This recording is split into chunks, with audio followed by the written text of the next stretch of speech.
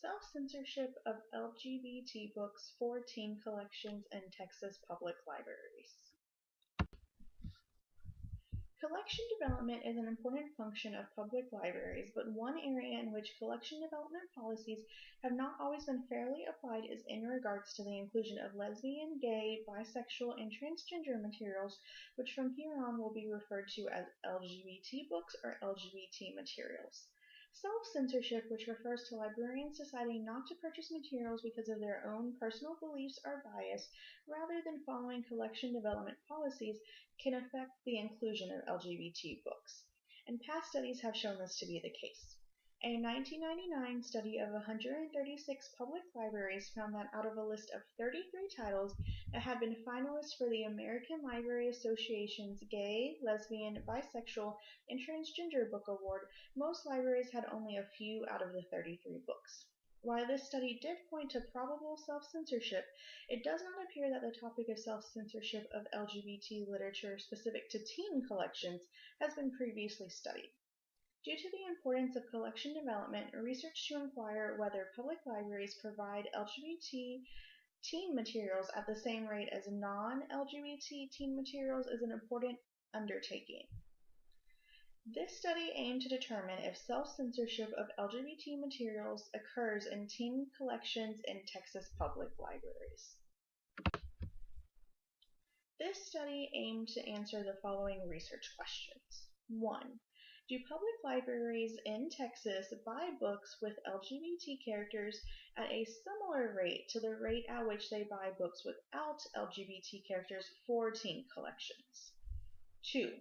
Is self-censorship of books with LGBT characters likely in Texas public libraries? And 3. Does population size play a role in the likelihood of self-censorship of LGBT materials? In order to determine if self-censorship of LGBT materials occurs in teen collections in Texas public libraries, a quantitative study of 25 Texas public libraries was conducted. First, a list of 25 young adult books with LGBT protagonists published between 2011 and 2016 that received starred or recommended reviews from Publishers Weekly, Kirkus Reviews, or School Library Journal was created. This list became List A. A list of 25 young adult books without LGBT protagonists published between 2011 and 2016 that received starred or recommended reviews from Publishers Weekly, Kirkus Reviews, or School Library Journal was also created. This list then became List B. Data was collected by comparing the holdings of 25 randomly selected public libraries in Texas using online public access catalogs. All titles in List A were searched for using a title search in the online public access catalog of each library. A second search was conducted in the same manner for all titles from List B. The findings were then analyzed to determine the percentage rates for both List and List B for all 25 libraries.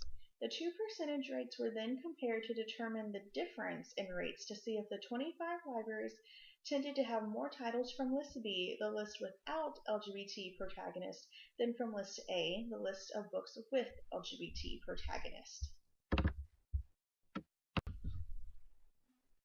In answer to the research question, do public libraries in Texas buy books with LGBT characters at a similar rate to the rate at which they buy books without LGBT characters for teen collections, it was determined that, on average, 13.52 books from List A were owned by the 25 libraries studied, and 18.72 books from List B were owned.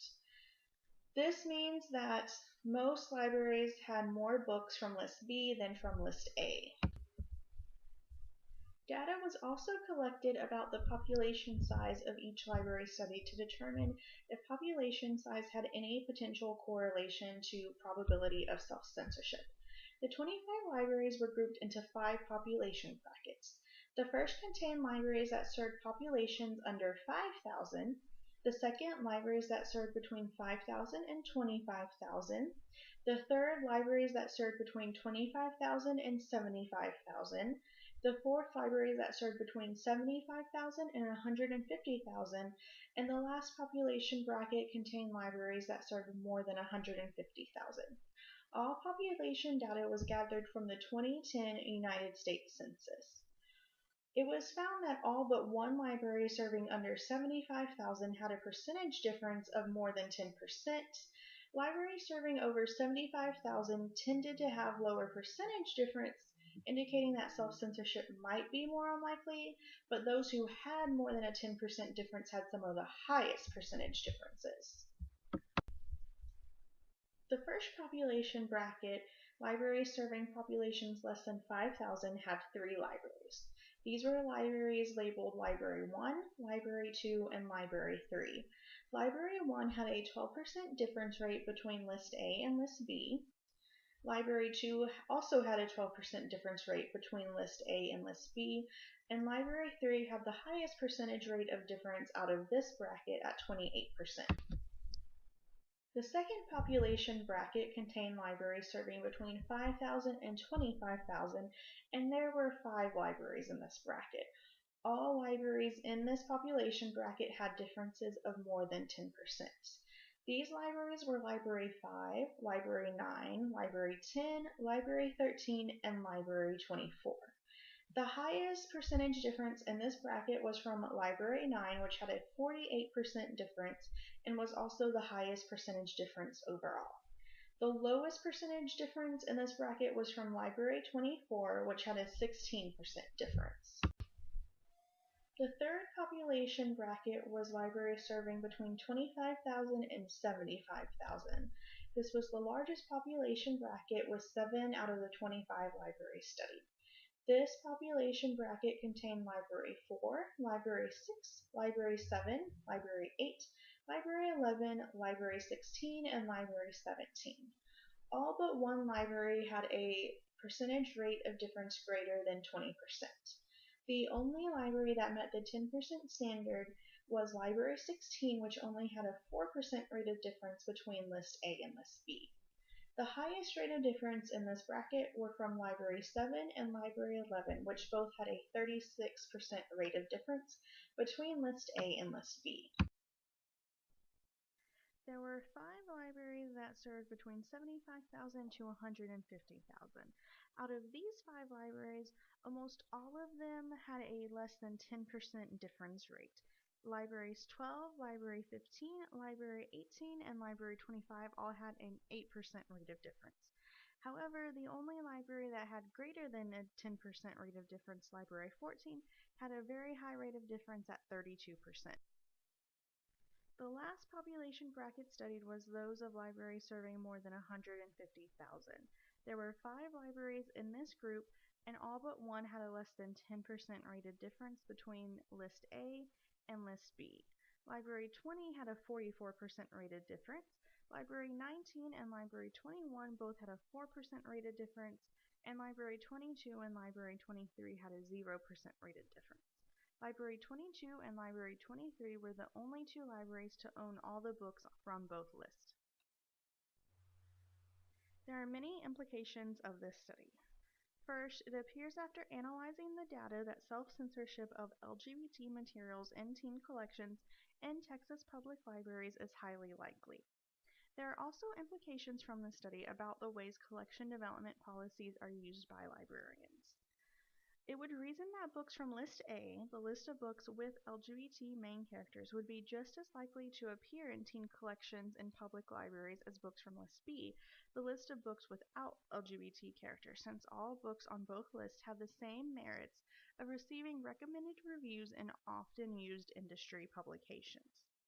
Since this was not the case for the majority of libraries studied, the data from this research shows that teen collections in Texas public libraries are lacking in equal materials for LGBT patrons.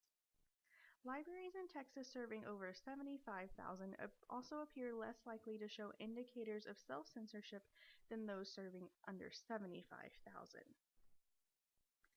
The data found through this study can be used by public libraries to create methods to objectively evaluate their application of collection development policies.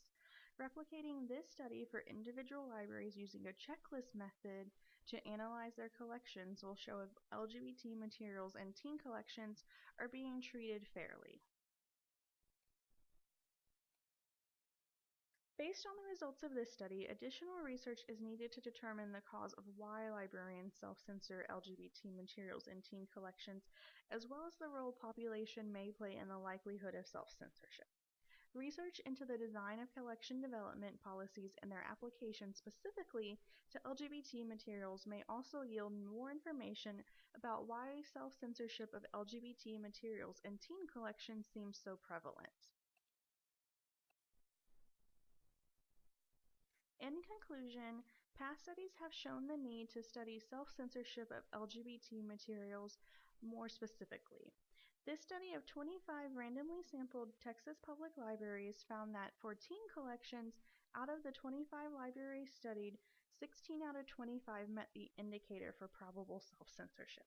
However, future research is needed to determine the cause of self-censorship and how collection development policies are applied specifically to teen collections and to LGBT materials to hopefully yield more information into this area.